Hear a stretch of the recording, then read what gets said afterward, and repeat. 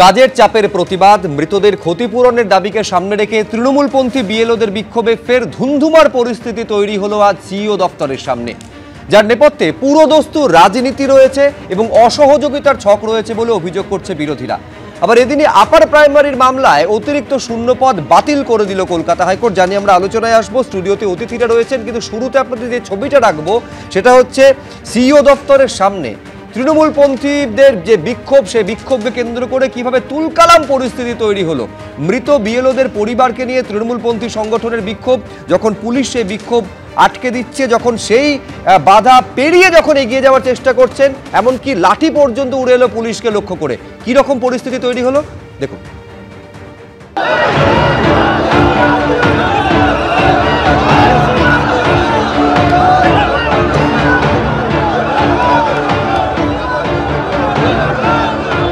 আমরা সরাসরি দেখাচ্ছি যে এখানে এই যে ব্যারিকেড, সেই ব্যারিকেড ভেঙে ভেতরে ঢোকার এই যে চেষ্টা, সেই চেষ্টা ইতিমধ্যে সব মিলিয়ে দফায় দফায় উত্তেজনার পরিস্থিতি সিইও দপ্তরের সামনে এবং ইলেকশন কমিশনের এই যে অফিস, সেই অফিসের সামনে আমরা দেখছি যে এই ব্যারিকেড ভাঙার চেষ্টা চলছে।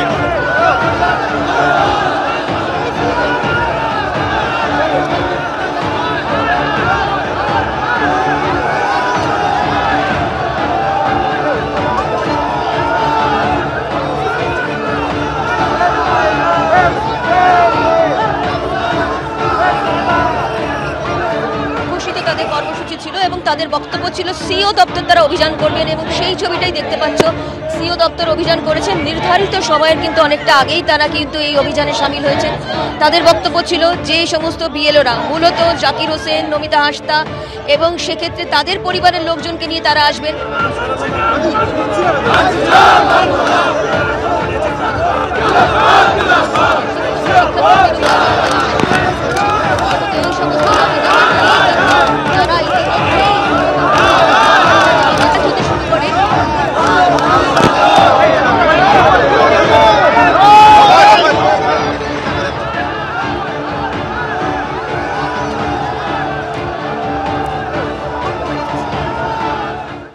আমি শুরুতে বিজেপি মুখপাত্র অভ্র সেনের কাছে আসবো। অভিযোগগুলো কি, যে অমানসিক কাজের চাপের মধ্যে পড়তে হচ্ছে বিএলওদের, সেই চাপ সইতে না পেরে একের পর এক বিএলও তাদের মৃত্যু হচ্ছে। প্রতিদিন নিত্য নতুন ফরমান জারি করছে নির্বাচন কমিশন, বিএলও অ্যাপ ঠিক মতন কাজ করে না, সার্ভার ডাউন থাকছে, পুরো ব্যবস্থাপনায় কমিশনের পরিকল্পনার অভাব, তার ছাপ স্পষ্ট। আমি বলছি অভ্র, এই অভিযোগগুলোর মধ্যে ভুল কোথায় আছে তুমি বলো। না, তৃণমূল যা বলছে সব ঠিক। তৃণমূল এত ঠিক কি বলবো বলুন তো, এত ভালোবাসে এরা বিএলওদের, যে বিএলওদের জন্য যে 18,000 টাকা দেওয়ার কথা সেটা এরা দিতে পারছে না। চুল লুকিয়ে বললে 2 লাখ টাকা দেওয়ার জন্য পয়সা রয়েছে, কিন্তু বিএলওদের 18,000 টাকা দেওয়ার জন্য এদের কাছে টাকা নেই। এত ভালোবাসা উঠলে পড়ছে। ডেটা এন্ট্রি অপারেটর, বিহার আমাদের পার্শ্ববর্তী রাজ্য, যেখানে জিডিপি কম, ট্যাক্স কালেকশন কম, পার ক্যাপিটা ইনকাম কম, তারা ডেটা এন্ট্রি অপারেটর দিতে পারলো। কিন্তু তৃণমূল সরকার এত দরদ উঠতে পড়ছে বিএলওদের প্রতি যে ডেটা এন্ট্রি অপারেটর দিতে পারলো না। এখানে কাউন্টার বক্তব্যটা দিতে হবে। এক সেকেন্ড, আমি তোমার কাছে অভ্র, তুমিই বলবে, আমাকে উল্টো বক্তব্যটা তো রাখতে হবে। অভিষেক বন্দ্যোপাধ্যায় এই দুদিন আগে বললেন যে নির্বাচন কমিশন যে 2 লক্ষ কোটি টাকা বকেয়া রয়েছে, কেন্দ্রকে সেটা দেওয়ার জন্য চিঠি লিখুক। চিঠি লিখে তুমি 18,000-এর কথা বলছো, রাজ্য 60,000 টাকা করে দেবে বিএলওদের। আমি বলি আগে 18 দিক, তারপর তো 60। 18 দিতে পারছেন, আপনি বলছেন 60,000 টাকা করে দেবে। এসব আশার গল্প ওদের কাছে রাখতে দিন তো। আমি বলছি এত ভালোবাসা বিএলওদের প্রতি, থ্রেট করেছে গাছে বেঁধে পেটাবে। আপনাদের স্টুডিওতে আপনারা দেখিয়েছেন, বলেছে যে হাত ভেঙে দেবে বলে আবার 32 পাটি বের করে তৃণমূলের এক 5 পয়সা এমএলএ দাঁত খেলাচ্ছে। এই জিনিস তো আমরা দেখেছি। আর খালি কি তাই, এত ভালোবাসা বিএলওদের প্রতি, বাটপারগুলোকে বিএলও সাজিয়ে ওই সিইও দপ্তরে এরা আন্দোলন করিয়েছে। আপনাদের ক্যামেরা যখন ওখানে গেছে তখন প্রত্যেকে ধরা পড়েছে, কেউ বিএলও নয়। তারপর তো পুলিশ আবার নতুন নাটক করলো, আপনাদেরকে ঢুকতেই দিচ্ছিল না সিইও দপ্তরের ওখানে। তো এই জিনিসগুলো আপনি যদি ভুলে যান, ভুলে যেতে পারেন, আমি অন্তত ভুলিনি। আমি বলছি এত যদি দরদ উঠলে পড়ে তৃণমূলের, তাহলে তৃণমূল এই বাটপারি করে কোনো লাভ পাবে না, এটুকু আমি অন্তত বলে যেতে পারি। আর কারা ঠিক করবে বৈধ ভোটার? এই তৃণমূল, যারা বাংলাদেশিদের অবৈধ ভোটার কার্ড বানিয়ে যায়, তারা ঠিক করবে কে বৈধ ভোটার? নিঃসন্দেহে এই অভিযোগের জবাব তৃণমূল মুখপাত্র কৃষ্ণ মিত্র দেবেন। কিন্তু এই যে বিএলওরা, তৃণমূলপন্থী বিএলওরা আজকে প্রায় 10 দিন হতে চললো, তারা একেবারে সেখানে অবস্থান করছেন, আজকে বিক্ষোভ করছেন তাদের দাবিগুলোকে সামনে রেখে। কি তাদের বক্তব্য রাখবো একবার। কাজ শেষ করেছি, আমার কাজ আমি আমার পাঠে শেষ করেছি, কিন্তু নির্ভুলভাবে আরও কাজটা সুন্দরভাবে করতে পারতাম। রাতের পর রাত জেগে স্কুল যেতে পারিনি, কাজগুলো করতে হয়েছে। অনেকে অসুস্থ হয়ে গেছে, গোটা ভারতবর্ষে বহু জায়গায় বহু বিএলও মারা গেছে। এই অমানবিক চাপ কেন হবে? যে কাজটা সময় লাগে, নির্ভুলভাবে কাজ করতে গেলে সময় লাগে।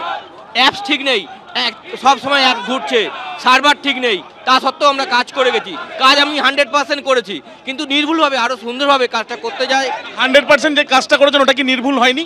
কিছু তো ভুল থেকে গেছে দাদা, মানে ত্রুটিপূর্ণ কাজ হয়েছে। ত্রুটিপূর্ণ কাজ হয়ে গেছে, কিছু ভুল থেকে গেছে। একজন বিএলও বলছেন ত্রুটিপূর্ণ কাজ ছিল, থেকে গেছে। এরকম ধরনের ত্রুটি, কিছু ম্যাচিংয়ে ভুল হয়েছে, ম্যাপিংয়ে ভুল হয়ে গেছে। ঠিক আছে, বিএলও ছিলাম, আমি একটা স্কুলের প্রধান শিক্ষিকা। আমার স্কুল থেকে 8 জন শিক্ষক শিক্ষিকাকে নিয়েছে, এবং তখন তাহলে আমি স্কুলে কি করে স্কুল চালাবো, বা আমাদের এখন তো থার্ড সামেটিভ ইভ্যালুয়েশন চলবে, কি করে পরীক্ষা নেব। আমি অনেক কষ্টে তার থেকে বেরিয়ে এসেছি। আমার একটাই অনুরোধ, আমরা শিক্ষক সমাজ কিন্তু কেউ বিএলওর কাজ করব না একবারও বলিনি। আমাদের উপযুক্ত প্রশিক্ষণ দেওয়া হোক, তারপরে আমাদের কাজে নামানো হোক, নাহলে শিক্ষক সমাজকে তো অগ্নিকুণ্ডে ফেলে দেওয়া হচ্ছে। তার বলি হয়েছে অনেক মাস্টারমশাই দিদিমণিদের প্রাণ গেছে।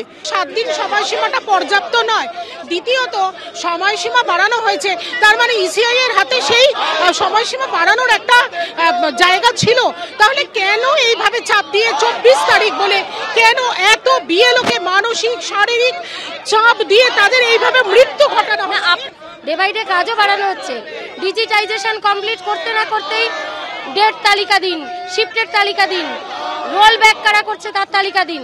আজকে একটা ফরম্যাট দিচ্ছে, কাজটা করলাম, আবার পরের দিনকে নতুন ফরম্যাট, না হতে হবে না, এই ফরম্যাটে দিন। আমার কাজ কমপ্লিট করলাম, সারা রাত জেগে কাজ করলাম, ওই ফরম্যাট বাতিল হয়ে গেল। পরের দিন আবার বলা হলো আবার নতুন ফরম্যাটে কাজ করুন। আমাদের পরিবার, আমাদের বিএলও সহকর্মীরা গেছে, তাদেরকে ঘন্টার পর ঘন্টা বসিয়ে কোনো রাস্তা বার না করে শুধু ওই বিজেপি দালাল হয়ে কাজ করছেন। মেনে নেব, মানছি না মানব। ইমেন্স প্রেশারের মধ্যে কাজ করতে হচ্ছে বিএলওদের। কৃষাণুদা, এই অভিযোগটা তো শুধু এ রাজ্যের নয়, এই যে 12টা রাজ্য এবং কেন্দ্রশাসিত অঞ্চলে এসআইআর এর কাজ হচ্ছে, বিজেপি শাসিত রাজ্যগুলো থেকেও এই একই অভিযোগ আসছে। কিন্তু আমি বলছি, আপনি আমাকে একটা রাজ্য দেখান যেখানে একেবারে শাসক দলের সংগঠনের প্রভাবিত এরকম বিএলওদের কোনো বিএলওরা তারা গিয়ে সিইও দপ্তরের সামনে 10 দিন ধরে মঞ্চ বেঁধে বসে রয়েছেন। না, প্রথম কথা হচ্ছে তুমি যখন নিজেই স্বীকার করে নিলে যে বাংলার বিএলওরা যে দাবি জানাচ্ছে সেই একই দাবি অন্যান্য রাজ্যতেও হচ্ছে, যেখানে এসআইআর প্রক্রিয়া চলছে, তাহলে সেখানে তাদেরকে এই একটা দলীয়ভাবে তাদেরকে চিহ্নিত করে দেওয়া, তাদেরকে তৃণমূলপন্থী বলে দাগিয়ে দেওয়াটা তাদের প্রতি অবিচার করা হচ্ছে। তাই যদি না তাদের রাজনৈতিক পরিচয় থাকতেই পারে, তারা রাজনৈতিক পরিচয় থাকতে পারে, যারা ধর্নাতে ধর্মতলায় বসে আছে তাদেরও রাজনৈতিক পরিচয় আছে। তো সুতরাং তাদেরকে তো তোমরা বলো না যে সিপিএম পন্থী ধর্নাধারী বা বিজেপি পন্থী ধর্নাধারী, বলো না। তো সুতরাং এইটা আমি তাদের প্রতি একটা অবিচার করা হচ্ছে, তাদের অপমান করা হচ্ছে। 2 হচ্ছে যে আমরা তো এটা দেখছি যে আজকে আমার পার্টির যে অফিসিয়াল ফেসবুক হ্যান্ডেল, সেখানে আমরা মিরাটের একজন ভদ্রমহিলার বক্তব্য তুলে ধরেছি, যেটা একটা সর্বভারতীয় ইংরেজি খবরের কাগজে যেটা বেরিয়েছে। সেখানে তার স্বামী একজন বিএলও, তিনি সুইসাইড অ্যাটেম্প্ট করেছে। তার জন্য এই ভদ্রমহিলা বলছেন, তুমি আমাদের হ্যান্ডেল থেকে ফেসবুক থেকে নিয়ে সেই বিবৃতি দেখাতে পারো, যে সেখানে তিনি বলছেন, একই অভিযোগ করছেন যেখানে বাংলার এই ভাই বোনেরা যা অভিযোগ করছেন, একই বিএলওদের সারা ভারত জুড়ে একই অভিযোগ যে নির্বাচন কমিশন অপ্রস্তুত অবস্থায়, তারা বিনা প্রস্তুতিবিহীন অবস্থায় একটা এসআইআর প্রক্রিয়া চালু করেছে, যেখানে তাদের সবথেকে বড় যেই অ্যাপের মাধ্যমে হচ্ছে সেই অ্যাপেরই ঠিক নেই, সে অ্যাপ লোডটা নিতে পারছে না। যে আপনি যে এত কম সময়ের মধ্যে এত করছেন, তাহলে অ্যাপটাকে সেইভাবে বানাতে হতো যাতে তারা সেই এতগুলো প্রেশার, এত হিটস যাতে সেগুলো নিতে পারে, সেটা নিতে পারছে না। এবং তারা যে প্রস্তুতিবিহীন কাজ করছেন, সেটা আমরা ডিমনিটাইজেশনের মতোই হচ্ছে। ব্যাংক সেখানে বারবার বিবৃতি দিয়ে তাদের আইন কানুন নিয়ম পাল্টাচ্ছিল, এখন আমরা নির্বাচন কমিশনকে দিচ্ছি, তারা ঠিক নেই। 4 তারিখে ডিসেম্বর মাসে, নভেম্বর মাসের 4 তারিখে যা শুরু করেছিলেন, এখন অনেক কিছু পাল্টে গেছে। প্রথমে বললো বিএলওরা ফর্ম দেবে এবং ফর্ম নেবে, এখন আমি দেখুন একটা জায়গায় কৃষণ মিত্র আপত্তি করছিল যে তৃণমূলপন্থী বিএলও বলে শুধু বলা হচ্ছে কেন। তার কারণ এক তো হচ্ছে আমরা যখন এই বক্তব্য দেখাচ্ছি, তাদের বক্তব্য নিচ্ছি, তাদের মধ্যে একজন যারা এই বিএলও সংগঠনের সদস্য তারাই বলছেন যে আমি বিএলও হয়েছিলাম কিন্তু রাজনৈতিক পরিচয়ের কারণে ব্লক থেকে আটকে গেছিল, ফলে এর মধ্যে অন্যায় কিছু নেই। কিন্তু আমি এইখানে দর্শকদের সামনে রাখতে চাইবো যে ইমেন্স প্রেশার এবং প্রচুর প্রতিকূলতার মধ্যে কাজ করতে হচ্ছে রাজাগোপাল বাবু। তার মধ্যে এই যে পরিসংখ্যানটা প্রতিদিন এটা দেওয়া হয় একেবারে জাতীয় নির্বাচন কমিশনের তরফে একটা ডেইলি বুলেটিন, সেখানে দেখা যাচ্ছে এত প্রতিকূলতার মধ্যে অত্যন্ত ভালো পারফর্ম করছে ওয়েস্ট বেঙ্গল। ওয়েস্ট বেঙ্গল চতুর্থ স্থানাধিকারী, কার্যত ডিজিটাইজেশনের নিরিখে 99% কাজ হয়ে গিয়েছে। শুধু তাই নয়, আমাদের প্রতিনিধি আবির যখন এই সংগঠনের সদস্যদের সঙ্গে কথা বলছেন, একাধিক বিএলও রয়েছেন, তারা বলছেন তাদের 100% এসআইআর বা ডিজিটাইজেশনের কাজ কমপ্লিট। এইখানে তো প্রশ্ন, তাহলে তারা এই আন্দোলনে অংশ নিচ্ছেন কেন, এখানে বসে রয়েছেন কেন? হ্যাঁ, এটা খুব সুন্দর একটা প্রশ্ন। যে ব্যাপারটা হচ্ছে যে পশ্চিমবঙ্গে যারা বিএলও তারা খুবই সুশিক্ষিত মানুষ, স্কুলে পড়ান, এবং যে ধরনের কাজটা তাদের দিয়ে করানো হচ্ছে তারা তাদের কাছে খুবই খুবই খুবই গৌণ ব্যাপার, খুবই তুচ্ছ ব্যাপার। তারা এগুলো অভ্যস্ত, তারা জানেন এগুলো একটা ফর্ম ফিল আপ করা তাতে যে বিরাট কিছু তথ্য লাগছে তা তো নয়। হ্যাঁ, এবং এরা সঠিকভাবেই করছেন, খাটছেন, রাত জেগে কাজ করছেন, কোনো সন্দেহ নেই। তবে এদের যে ডিজিটাল যে টেকনোলজিটা সেটা ওদের অ্যাক্সেসটা নেই। এটা যদি থাকতো তাহলে হয়তো, এবং সেটাও তো খুব একটা বিরাট দক্ষতার প্রয়োজন লাগে না, স্ক্যানিং করা আজকাল সবাই করে। সুতরাং সেই ধরনের ওদের কাছে সে ধরনের ব্যবস্থা নেই, সেটা একটা ত্রুটি নিশ্চয়ই রয়ে গেছে। কিন্তু বিএলওরা দেখুন প্রায় 100% কাজ করে বুঝিয়ে দিয়েছে যে তারা অন্য অনেক রাজ্যের তুলনায়, এমনকি কেরালা যেখানে শিক্ষার অনেক বেশি, আমরা সেখানেও দেখলাম যে কিন্তু যে নিপুণতার সঙ্গে বাংলার বিএলওরা কাজ করেছে সেখানে হয়নি। সেখানে 93%, আমাদের স্টেট হচ্ছে 99%। 99%, এটাই বাংলা, এটা তো বাংলার গর্ব, আমি তো বাংলার গর্ব হিসেবে দেখি। তবে হ্যাঁ, এটা বোঝা উচিত যে নির্বাচন কমিশন একটা স্বয়ংশাসিত সংবিধান স্বীকৃত সংস্থা, তার অফিসের সামনে ঘেরাও ইত্যাদি করা যায় না। যারা এগুলো করছেন তারা কিন্তু তাদের তো লক্ষ্য হতে পারে যে এই ঘেরাও টেরাও করে যদি এসআইআর পদ্ধতি বাতিল করে দেওয়া যায়, কিন্তু ওরা বুঝতে পারছে যে এগুলো বাতিল তো হবে না। অলরেডি 50 লাখের মতন লোককে তারা চিহ্নিত করে ফেলেছেন, 15 লক্ষ 15.5 লক্ষ।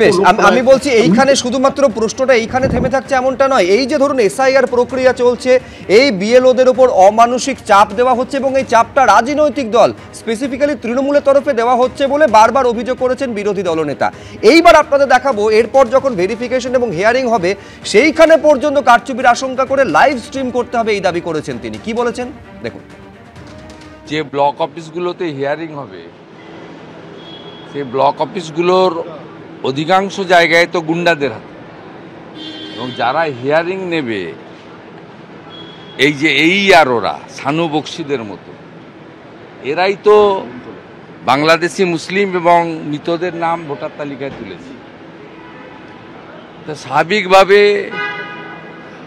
যে লক্ষ লক্ষ আনম্যাচড যারা 2002 সঙ্গে 2025-এর লিঙ্ক হয়নি, তাদেরকে যখন হিয়ারিংয়ের ডকুমেন্ট প্রডিউস করতে বলা হবে, সেটা যদি লাইভ ওয়েবকাস্টিং করে ইলেকশন কমিশনের ইন্ডিপেন্ডেন্ট অবজারভাররা, অফিসাররা না মনিটরিং করেন, তাহলে তো সেই লোকগুলোর নাম এরা রেখে দেবে এবং ফাইনাল ভোটার লিস্টে 14ই ফেব্রুয়ারি বেরিয়ে যাওয়ার পরে সেটা তো অবজেকশন করা যাবে, কিন্তু কাটাটা খুব প্রবলেমেটিক ব্যাপার, এবং তখন যিনি অবজেকশন করবেন তাকেই প্রমাণ নথি দিতে হবে। কিন্তু এখন ইলেকশন কমিশন যাদেরকে নোটিশ করবে 14ই ডিসেম্বর পরে, নথিটা দিতে হবে তাদেরকেই যারা নোটিশ হয়েছে। 14ই ফেব্রুয়ারির পরে যদি কেউ অবজেকশন দেয়, তখন যে অবজেকশন দিচ্ছে তাকে প্রমাণ করতে হবে। স্বাভাবিকভাবে এই হিয়ারিংয়ে ট্রান্সপারেন্সি না থাকলে অভারতীয়রা এবং ভূতেরা ভোটার তালিকায় থেকে যাবে। প্রতিটা অভিযোগটা মারাত্মক। এর আগে অভিযোগ এসেছিল যে ডেড ভোটার এবং তাদের ডেথ সার্টিফিকেট নিয়ে কারচুপি করা হয়েছে বলে বিজেপির তরফে অভিযোগ করা হচ্ছিল। এবার হিয়ারিংয়ে ব্লক অফিসে যেটা হবে সেখানেও কারচুপি করা হতে পারে। আমি বলছি সত্যি যদি সেটা হয় সেটা ঠেকানোর মতো মেকানিজম কমিশনে রয়েছে কিনা, সেটা কার্যকরী হবে কিনা এবং এসআইআর শেষ পর্যন্ত ফুলপ্রুফ হবে কিনা। দেখুন, এসআইআর নিয়ে প্রথম থেকেই অনেক বিতর্ক চলেছে, তবে এর রাজনৈতিক একটা দিক তো অবশ্যই আছে।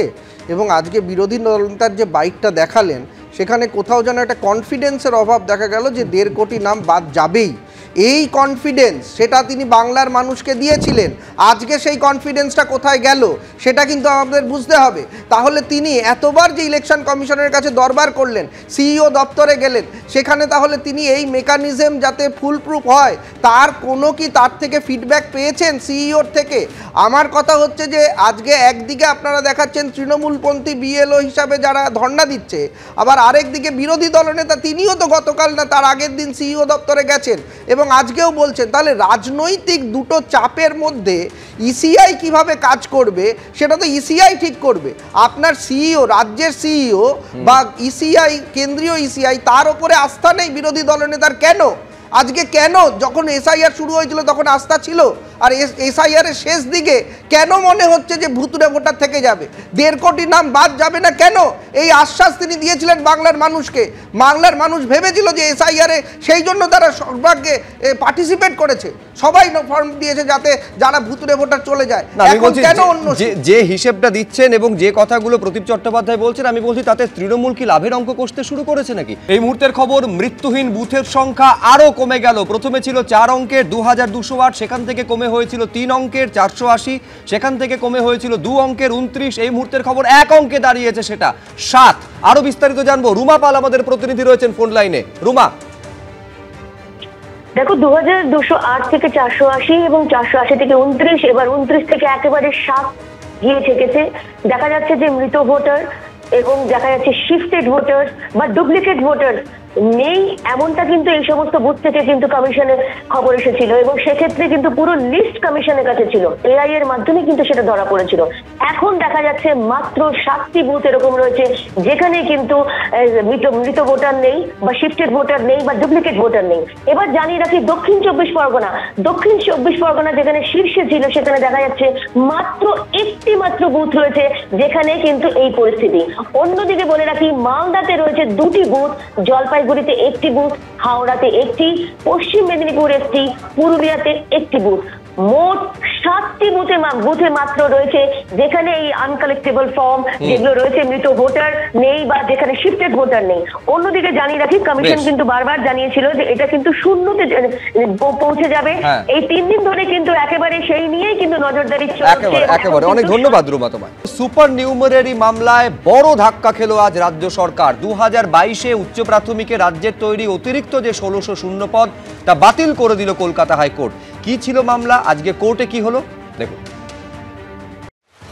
সরকারের এই উদ্যোগ আসলে মৃত প্যানেলকে ইনজেকশন দিয়ে বাঁচানোর চেষ্টা। 2022-এ উচ্চ প্রাথমিকে রাজ্যের তৈরি অতিরিক্ত 1600 পদ বাতিল করে মন্তব্য কলকাতা হাইকোর্টের। বৃহস্পতিবার কর্মশিক্ষা ও শারীরশিক্ষার অতিরিক্ত শূন্যপদ বাতিল করেন বিচারপতি বিশ্বজিৎ বসু।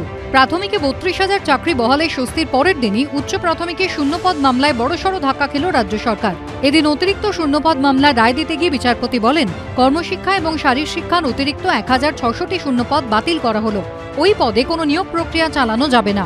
2019 সালে প্যানেলের মেয়াদ শেষ হয়ে যাওয়ার পর 2022-এ ওই অতিরিক্ত শূন্যপদ তৈরি করা হয়। কর্মশিক্ষায় তৈরি করা হয় 750 এবং শারীরশিক্ষায় তৈরি করা হয় 850টি শূন্যপদ। এদিন আদালত তার পর্যবেক্ষণে বলে, মৃত প্যানেলকে ইনজেকশন দিয়ে বাঁচাবার চেষ্টা হিসেবে 2019 সালে প্যানেলের মেয়াদ উত্তীর্ণ হওয়ার পর ওই অতিরিক্ত শূন্যপদ তৈরি করা হয়েছে, তাই শূন্যপদগুলি বৈধ নয়। বিচারপতি বলেন, রাজ্য যদি তার এক্সিকিউটিভ পাওয়ার বা নির্বাহী ক্ষমতা ইচ্ছেমতো ব্যবহার করে তাহলে আদালত সেটা খতিয়ে দেখতেই পারে। কারো অধিকার খর্ব করার জন্য রাজ্য তার এক্সিকিউটিভ পাওয়ার ব্যবহার করতে পারে না। 2 মে 2022 এই ক্যাবিনেট এই যে ইললিগাল ডিসিশনটা নিয়েছিল যে তারা সুপার নিউমেরিক পোস্ট ক্রিয়েট করবে, কারণ রিক্রুটমেন্ট রুলসে প্যানেলের ভ্যালিডিটি ছিল 1 বছর। সেই প্যানেলের ভ্যালিডিটি শেষ হয়ে যাওয়ার পরে শুধুমাত্র তাদের ফেভারিট ক্যান্ডিডেটদের চাকরি দেওয়ার জন্য এই বন্দোবস্ত করেছিল এবং 19 মে নোটিফিকেশন হয়েছিল। আমরা সেটাকে চ্যালেঞ্জ করেছিলাম। আজকে মহামান্য বিচারপতি বিশ্বজিৎ বসু সেটাকে স্যাটিসফাইড করেছেন। এদিন আদালত জানিয়ে দিয়েছে অতিরিক্ত শূন্যপদে নিয়োগ করতে হলে নতুন করে শূন্যপদ ঘোষণা করে নতুন নিয়োগ প্রক্রিয়ার মাধ্যমে করতে হয়। আদালতের এই রায়ে হতাশ চাকরি প্রার্থীরা। উচ্চ আদালতে যাওয়ার ভাবনা চিন্তা হচ্ছে বলে জানিয়েছেন তারা। এরপর আমাদের ডিভিশন বেঞ্চ যাবো, সুপ্রিম কোর্ট যাব, কারণ আমরা তো লয়ারটা 2016 সাল থেকে লড়ছি, তো শেষ হবে না, কারণ আমরা সামান্য একটা জায়গা মাত্র বন্ধ হয়েছে যেখানে এক্সপায়ার প্যানেল বলছে, সেখানে এটা আমরা মনেই করছি না, কারণ কোভিডের সময় 2 বছর আমরা বন্ধ ছিল কাউন্সিলিং টোটালি। তারপরে আমাদের একটা কেস অলরেডি আছে যেখানে আমাদের কেস থাকলে প্যানেলটা এক্সপায়ার হয় না। এই জাজমেন্টে আমরা আশ্বস্ত নই, এটা বাতিল বলে আমরা এখনও মানছি না মন থেকে। আমরা আমার উচ্চতর আদালতে সরকারের সহযোগিতায় গিয়ে আমাদের এই জবটা আমরা সুনিশ্চিত করব। উচ্চ প্রাথমিকে কর্মশিক্ষা ও শারীরশিক্ষা বিষয়ে নিয়োগের বিজ্ঞপ্তি প্রকাশিত হয় 2016 সালে। প্যানেলের মেয়াদ উত্তীর্ণ হয় 2019 সালে, কিন্তু প্যানেলে নাম থাকা অনেকে চাকরি পাননি বলে নিয়োগে দুর্নীতি হয়েছে বলে অভিযোগ ওঠে। এরপর 2022 সালে 1600 অতিরিক্ত শূন্যপদ করে রাজ্য। দুর্নীতির অভিযোগে মামলা হয় কলকাতা হাইকোর্টে। নিয়োগে অন্তর্বর্তী স্থগিতাদেশ জারি করেন বিচারপতি বিশ্বজিৎ বসু। স্কুল শিক্ষক নিয়োগ প্রক্রিয়ায় ব্যাপক দুর্নীতির জেরে আদালতের নির্দেশে বুধবার কলকাতা হাইকোর্টের ডিভিশন বেঞ্চ 32,000 প্রাথমিক শিক্ষকের চাকরি বহাল রাখায় রাজ্য সরকার স্বস্তি পেয়েছিল, কিন্তু 24 ঘন্টা কাটতে না কাটতেই উচ্চ প্রাথমিকের মামলায় ধাক্কা খেল রাজ্য। সৌভিক মজুমদার ও কৃষ্ণেন্দু অধিকারীর রিপোর্ট, এবিপি আনন্দ, কলকাতা। আমি আইনজীবী বিক্রম বন্দ্যোপাধ্যায়ের কাছে আসবো। এই সুপার নিউমারি পোস্ট, এই শব্দবন্ধর সঙ্গে আমরা প্রথম পরিচিত হয়েছিলাম 26,000-এর 2016 যখন প্যানেল বাতিল হয়েছিল সেই মামলায়। সেক্ষেত্রে তো প্রায় 9, 10, 11, 12-এ দর্শকেরা জানেন যে 5,000-এর বেশি শূন্যপদ, যেখানে একেবারে এই বিষয়টা উঠে এসেছিল। আমি বলছি বিক্রম, সেটা 9, 10, 11, 12-এ 2016 প্যানেল হোক বা আপার প্রাইমারি, সব ক্ষেত্রে তো এই অভিযোগটা উঠেছে যে দুর্নীতিকে ধামাচাপা দেওয়ার জন্য এই অতিরিক্ত শূন্যপদগুলো তৈরি করা হয়। কোর্ট আজকে যখন বলছে যে একটা মৃত প্যানেলকে ইনজেকশন দিয়ে বাঁচাবার চেষ্টা করা হচ্ছে, কারণটা কি বলে মনে হয় তোমার? একটা এক্সপায়ার্ড প্যানেলকে কেন বাঁচানোর চেষ্টা করা হয়েছে? একটা এক্সপায়ার্ড প্যানেলকে এই জন্যই বাঁচানোর চেষ্টা করা হয়েছে যাতে করে দুর্নীতি করে আরও কিছু ক্যান্ডিডেট যারা খুব মানে অ্যাডমিনিস্ট্রেশনের ক্লোজ তাদেরকে ঢুকিয়ে দেওয়া যায়, এই জন্য এটা করা হয়েছে বলে আমি মনে করি। একটা প্যানেল যখন এক্সপায়ার করে যায় সেই প্যানেল থেকে অ্যাপয়েন্টমেন্ট দেওয়া যায় না, এটা সুপ্রিম কোর্টের প্রচুর জাজমেন্ট আছে, এটা নিয়ে কোনো দ্বিমত নেই। The issue is no longer, আমাদের ভাষায় রেস ইন্টিগ্রা বলা হয়, মানে প্যানেল এক্সপায়ার করে গেছে, সেই প্যানেলে অ্যাপয়েন্টমেন্ট দেবে বলে আলাদা করে সুপার নিউমারি পোস্ট তৈরি করে যারা ওয়েটিং লিস্টে ছিল তাদেরকে অ্যাবজর্ভ করে নেওয়া, এটা সম্পূর্ণ বেআইনি। তাহলে যদি নতুন করে যদি ভ্যাকেন্সি তৈরি করতে হয় তাহলে তো সবাইকে ডাকতে হবে, শুধুমাত্র হ্যান্ডপিক চোজেন, মানে যাদের ইচ্ছে হলো তাদেরকে আমি ঢুকিয়ে দেবো আর যাদের ইচ্ছে হলো না তাদেরকে আমি ঢোকাবো না, এই জিনিসটা কখনোই আইনসঙ্গত নয়, সেটা আজকে কলকাতা হাইকোর্ট বলেছে। না মানে আমি বলছি এটার ক্ষেত্রে কি কোনো স্পেশাল কেস কিছু ছিল? তার কারণ এই যারা বলছেন যে ডিভিশন বেঞ্চে যাবেন বা সুপ্রিম কোর্টে যাবেন, তারা এই রকম একটা দিকে ইঙ্গিত করছেন। দেখুন, ভারতবর্ষের বিচার ব্যবস্থায় single bench, division bench, supreme court আছে, এটা কোনো অস্বীকার করার জায়গা নেই। এখন তারা ডিভিশন বেঞ্চে যেতে পারেন, কিন্তু এখানে একটা খুব বড় জিনিস আছে, সুপার নিউমারি পোস্ট, এটা ক্রিয়েট করতে রাজ্য সরকার পারে, পাওয়ার আছে, কিন্তু বাট আন্ডার এক্সেপশনাল সার্কামস্টান্সেস। এখানে যে সার্কামস্টান্সেসটা দাঁড়িয়েছে সেইটা হলো প্যানেল হ্যাজ আউটলিভড ইটস ইউটিলিটি, তাদের প্যানেলের ইউটিলিটিটা চলে গেছে, প্যানেল এক্সপায়ার করে গেছে। এক্সপায়ার করে যাওয়ার পরে ওয়েট লিস্টিং ক্যান্ডিডেট, যেটা সুপ্রিম কোর্ট বলছে ওয়েট লিস্টেড ক্যান্ডিডেটকে তুমি ওরকমভাবে দেবে না, যদি নন জয়নিং ভ্যাকেন্সি হয় বা কিছু হয় কোনো কারণে, সেই ক্ষেত্রে ওয়েটিং লিস্ট আসতে পারে, তাদেরকে সবাইকে আমি দিয়ে দেবো বা তাদের মধ্যে কিছু পিক অ্যান্ড চুজ করে আমি দিয়ে দেবো। দিস ইজ অ্যাবসলিউটলি ইললিগাল, যেটা আজকে কলকাতা হাইকোর্ট বলেছে। অভ্রসেন, দেখুন বিক্রমদা বলছে ঠিকই, কিন্তু বিক্রমদা আপনি তো ভালো করেই জানেন আমাদের রাজ্যে সংবিধান চলে না, আমাদের রাজ্যে দেশের আইন চলে না। আমাদের এখানে বটতলার আইন, কালীঘাটের সংবিধান চলে। তো কালীঘাটের সংবিধান, কালীঘাটের বটতলার আইন অনুযায়ী যা হয়েছে ঠিকই হয়েছে, এটা আপনিও মানতে বাধ্য, আমিও মানতে বাধ্য, কিছু করার নেই তো দাদা। ক্ষেত্রে ক্ষেত্রে বারবার আমরা এই জিনিসই দেখে আসছি, সুপার নিউমারি মানে আমার বাবার অন্নপ্রাশন খাওয়ার ইচ্ছা আমার, এই হচ্ছে সরকারের অফিসিয়াল স্ট্যান্ড। তোমার একটা প্যানেল ছিল, সেটা এক্সপায়ার করলো কেন? আবার এক্সপায়ার করার পর তুমি কেন সুপার নিউমারি পোস্ট ক্রিয়েট করলে? আর একটা জিনিস আমি আজকে বলতে চাই, 8,000 প্যানেলটা এক্সপায়ার করা, এটা বিক্রম আমি তোমার কাছে আসছি, সেটা একেবারে স্পষ্ট বলতে পারবে। সেটা হচ্ছে প্রত্যেকটা প্যানেলের একটা নির্দিষ্ট মেয়াদ থাকে, সেই মেয়াদের পর সেই প্যানেল থেকে আর রিক্রুটমেন্ট করা যায় না, ওটাকে এক্সপায়ার্ড প্যানেল বলে। হ্যাঁ, আমি বলছি 8,207টা স্কুল আমাদের রাজ্যে বন্ধ হয়ে গেছে, টিচার নেই। আমি বলছি এই পরিস্থিতিতে কেন এরকম হয় যে প্যানেল নাকি এক্সপায়ার করে যায়? ভাই তুমি লোক নিচ্ছ না, এদিকে সুপার নিউমারি পোস্ট ক্রিয়েট করছো, মামাবাড়ির আবদার চলছে এখানে, এটা সরকার চলছে নাকি সার্কাস চলছে? মানে এদের লজ্জাও নেই, একদম লজ্জা শরম কিচ্ছু নেই। আমি আবার বলছি, অন্যান্য ক্ষেত্রে আমরা দেখেছি আলু পটল ঝিঙের মতো চাকরি বিক্রি করেছে, আপনি জেনে রাখুন এই ক্ষেত্রে ওরকম কিছু একটা ঘটেছে। নয়তো এত কারোর দায়বদ্ধতা থাকে না যে এক্সপায়ার করা প্যানেল আমি সুপার নিউমারি পোস্ট ক্রিয়েট করে তাদেরকে চাকরি দেবো। এবার কত টাকা নিয়েছে, কার কার পকেটে টাকা ঢুকেছে, এই প্রশ্নের উত্তর তৃণমূল প্রতিনিধি দিতে পারবে। আমি কৃষ্ণ মিত্রের কাছে আসবো। আমি এই অবজারভেশনের আরেকটা অংশ বলছি কৃষ্ণদা, সেটা হচ্ছে কোর্ট বলছে যে কারুর অধিকার খর্ব করার জন্য রাজ্য তার এক্সিকিউটিভ পাওয়ার ব্যবহার করতে পারে না, ব্যবহার যদি করে সেক্ষেত্রে আদালত সেটা খতিয়ে দেখবে। তার মানে রাজ্য তার এক্সিকিউটিভ পাওয়ারের অপব্যবহার করেছে? না না, সেটা তো কোর্ট ব্যাখ্যা করবে, কিন্তু রাজ্যের এই পাওয়ারটা আছে এটা বিক্রমও স্বীকার করে নিল যে, কিন্তু ও বলছে এক্সট্রা এক্সেপশনাল কোনো সার্কামস্ট্যান্সেসে। এখন এক্সেপশনালটার ব্যাখ্যাটা পলিটিক্যাল লিডারশিপ করবে না জুডিশিয়ারি করবে, এক্সিকিউটিভ করবে, সেটা নিশ্চয়ই ব্যাখ্যার বিষয়। এটা বিষয়টা না অনেকটা একটু আগে যেরকম বিরোধী দল নেতার যে বক্তব্যটা তুমি শোনাচ্ছিলে তার মতো হয়ে গেল। উনি যা যা দাবি জানালেন, যা যা অভিযোগ করলেন, ঠিক একই দাবি বিহারে এসআইআর চলার সময় কংগ্রেস এবং আরজেডি করেছিল।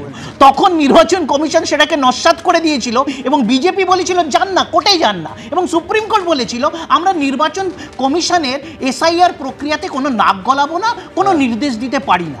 এখন বিরোধী দল এটা আমি যেটা বললাম কৃষ্ণ, এটা শুভেন্দু অধিকারী বক্তব্য নয়, এটা কোর্টের অবজারভেশন। তুমি যে বক্তব্যটা আগে শোনালে শুভেন্দু অধিকারীর, যে উনি কান্নাকাটি করে একটা চিঠি নিয়ে গেছিলেন না গতকাল এসআইআর নিয়ে, যে ভিডিওগ্রাফির মাধ্যমে আমি তো বলেছিলাম, আগেই তো বলেছিলাম যেটা ভুল খবর, এই সূত্রের খবরগুলো ভুল, আমরা তো আগেই বলেছিলাম। এটা তো বিজেপিকে সান্ধ্য আলোচনার কন্টেন্টের জন্য এই খবরগুলো সূত্রের মাধ্যমে লিক করা হতো। আমরা তো আবার বলেছি আলু পটল জিরে মতো চাকরি বিক্রি করেছে, সেটা মেনে নিতে হবে, তাই তো? একই ব্যাপার, স্কুল বন্ধ হয়ে গেছে উত্তরপ্রদেশে, 20 কোটি জনসংখ্যা 33,000 স্কুল বন্ধ হয়ে গেছে, সেটা বিজেপি লুকিয়ে যায়, সেটা বিজেপি লুকিয়ে যায়। এই তো বলে কোথায় লুকিয়ে যায়? ভারত সরকারের তথ্য, উত্তরপ্রদেশ গভর্নমেন্ট কেন বন্ধ হলো? 33,000 বন্ধ হয়নি, আমার রাজ্যে বন্ধ হয়েছে, কেন বন্ধ হলো? উত্তরপ্রদেশে বন্ধ হয়ে গেছে, কেন বন্ধ হলো? সেটা কেন বন্ধ হলো সেটা বলতে পারে, কেন বন্ধ হলো? 8,000 স্কুল কেন বন্ধ হলো? না, আমি বলছি, আমি এখানে প্রদীপ চট্টোপাধ্যায়ের কাছে আসবো। সেটা হচ্ছে প্লিজ, আমি বলছি যে শহরকে আমরা কালচারাল ক্যাপিটাল বলি ইন্ডিয়ার, যেখানে মেধার চাষ হয় বলে আমরা গর্ববোধ করি, সেখানে যদি সেই রাজ্যে 26,000-এর চাকরি দুর্নীতির কারণে যায় প্রদীপদা, সেখানে যদি 1600 যে অতিরিক্ত শূন্যপদ সেটা যদি বাতিল হয়ে যায়, আমি বলছি সেটা রাজ্যের পক্ষে, রাজ্যের ঐতিহ্যের পক্ষে খুব ভালো বিজ্ঞাপন কি? না, শুধু ঐতিহ্যের পক্ষে খারাপ বিজ্ঞাপন তার নয়, রাজ্যের বর্তমানের পক্ষেও খুব খারাপ বিজ্ঞাপন। এবং আরেকটা কথা আমি বলছি, মানে মহামান্য হাইকোর্টের প্রতি যথেষ্ট শ্রদ্ধা রেখে বলছি, সাধারণ মানুষ জানেন তো, সাধারণ মানুষ কিন্তু কোন জাজ কি রায় দিল জাজদের নামগুলো মনে রাখে না, তারা রায়টা দেখে। আপনি গতকালকে রায় দেখলাম যে চাকরি বহাল থাকলো, আজকে রায় দেখছি চাকরি আবার চলে গেল। এই যে মানুষ কি চায়, যে দুর্নীতি হয়েছে যেখানে দুর্নীতিমুক্ত চাকরির ব্যবস্থা এই রাজ্যে করা হোক এবং দুর্নীতি যারা করেছে তাদের শাস্তি হোক, সেই জায়গায় কিছুই যায় না। শুধু সাধারণ ছাত্রছাত্রী যারা হচ্ছে গিয়ে, কেউ বলছে যোগ্য অযোগ্যর বিচার তো সাধারণ মানুষ করতে পারছে না, আমরা করতে পারছি না, এবং কোর্টও করতে পারছে না যে কারা অযোগ্য এবং কারা তাদেরকে যোগ্য বানিয়ে চাকরি দিয়েছিল। ফলে সাজা টাকারও হচ্ছে না। এই একদিন চাকরি কেউ পেয়ে উচ্ছ্বাস করছে, তো আরেকদিন চাকরি হেরে সবাই কান্নাকাটি করছে। আমার বক্তব্য হচ্ছে যে এক্সপায়ার্ড প্যানেল হোক, যাই হোক, আমার কথা হচ্ছে যে রাজ্য সরকার যে দপ্তর এটা করেছে তার আধিকারিকদের শাস্তি হবে কি হবে না, এইটা হচ্ছে প্রশ্ন। আজকে চাকরি চলে যাচ্ছে বলে আমরা যদি মনে করি ঠিক হয়েছে, আবার গতকাল চাকরি ছিল বলে মনে করছি ঠিক হয়েছে, কিন্তু আমাদের মূল জায়গা হচ্ছে কারা এই কাজের সাথে জড়িত, সেইটা তো খুঁজে বার করা যাচ্ছে না। শুধু সাধারণ মানুষদের জীবনগুলো একদিন ঠিক থাকছে তো আরেকদিন উথাল পাতাল হচ্ছে, এই জায়গাটার থেকে কবে নিষ্কৃতি পাওয়া যাবে? না, আমি এইটার সঙ্গে সম্পূর্ণ একমত। আমি বিক্রম বন্দ্যোপাধ্যায়ের কাছে আবার আসবো। সেটা হচ্ছে, এটা তো ঠিকই যে একটা বা কোনো রায়ে যারা চাকরি প্রার্থী বা চাকরিজীবী রয়েছেন, কারুর চোখের জল পড়ছে, কারুর মুখে হাসি ফুটছে, ঠিক, কিন্তু যার জন্য এই পরিণতি, সেই দুর্নীতি যারা করেছেন, যাদের জন্য তারা চাকরি হারিয়েছেন বা এতগুলো বছর একটা অনিশ্চয়তার মধ্যে কাটলো বা কাটাতে হচ্ছে, আগামী দিনেও হয়তো কাটাতে হবে, আমি বলছি তাদের বিরুদ্ধে তদন্তটা কিভাবে হচ্ছে বিক্রম? মাথা অবধি কেন ধরা পড়ছে না? যদি কেউ ধরা পড়ে তাদের জামিনও হয়ে যাচ্ছে, ফলে তদন্তটা শেষ পর্যন্ত একেবারে সেই শেষ জায়গায় বিচার পাওয়া পর্যন্ত পৌঁছচ্ছে কিনা, এটা তো সব থেকে বড় প্রশ্ন। এটাই সব থেকে বড় প্রশ্ন। দেখুন, সিবিআই বা ইডি যখন তদন্ত শুরু করেছিল, যেরকম পার্থ চট্টোপাধ্যায়ের বান্ধবীর বাড়ি থেকে প্রায় 50 কোটি টাকা উদ্ধার করেছিল, এসএসসি মামলাতে যখন তদন্ত শুরু করেছিল, বলতেই হবে ইডি বা সিবিআই 22 লক্ষ ওএমআরকে গাজিয়াবাদ থেকে রিট্রাইভ করেছিল, কিন্তু ঘটনাক্রমে প্রাইমারির ক্ষেত্রে কিন্তু আমরা কোনো ওএমআর রিট্রাইভ দেখতে পেলাম না। এমনকি এই ডকুমেন্টসগুলো থাকা সত্ত্বেও ট্রায়ালকে যেভাবে এগিয়ে নিয়ে যেতে হবে বা চার্জ ফ্রেমিং যেভাবে করতে হবে বা আলটিমেট যেভাবে এগোতে হবে, সিবিআই বা ইডির এই ক্ষেত্রে কিন্তু আমিও পুরোপুরি একটা খামতি দেখতে পাচ্ছি। যেভাবে যে ইনভেস্টিগেটিং এজেন্সিগুলো, সেন্ট্রাল ইনভেস্টিগেটিং এজেন্সিগুলো যেভাবে এগোনো দরকার, সেটা কিন্তু হচ্ছে না। কী কারণে হচ্ছে না আমি বুঝতে পারছি না।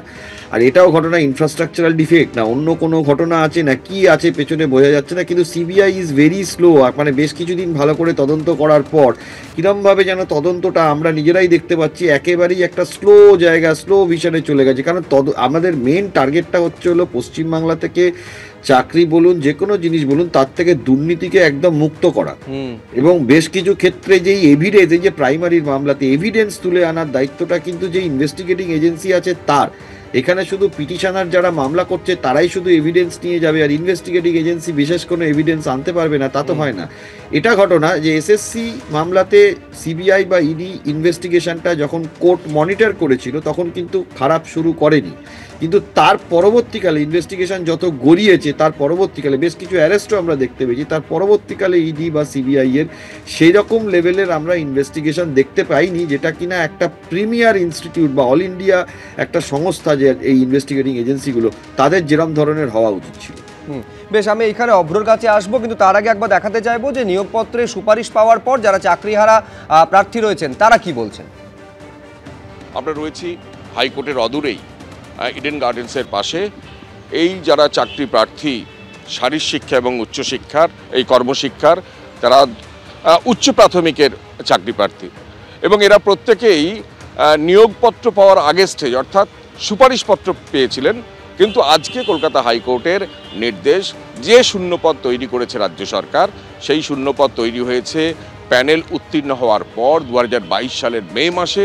সুতরাং সেই শূন্যপদ বাতিল করে দেওয়া হয়েছে। যেহেতু আমরা বেকার, সেখানে আমাদের কষ্ট হবে খুবই, কারণ আমাদের প্রত্যেকেই দরিদ্র সীমার নিচে বসবাস করে, কারণ যারা প্যানেলের মধ্যে আছে বেশিরভাগ বাঁকুড়া, পুরুলিয়া বা আমাদের বিভিন্ন জেলাগুলো আশেপাশে যারা রয়েছে, সাধারণত যে দেখতে পাচ্ছি সবাই কিন্তু দরিদ্র সীমার নিচে অবস্থা বসবাস করে। সেক্ষেত্রে প্রত্যেকেরই এই লড়াইটা জারি করা খুবই কষ্টকর, কারণ এখানে অর্থ ছাড়া তো লড়াই করা সম্ভব হয় না। জাজমেন্টে আমরা আশ্বস্ত নই, এটা বাতিল বলে আমরা এখনও মানছি না মন থেকে।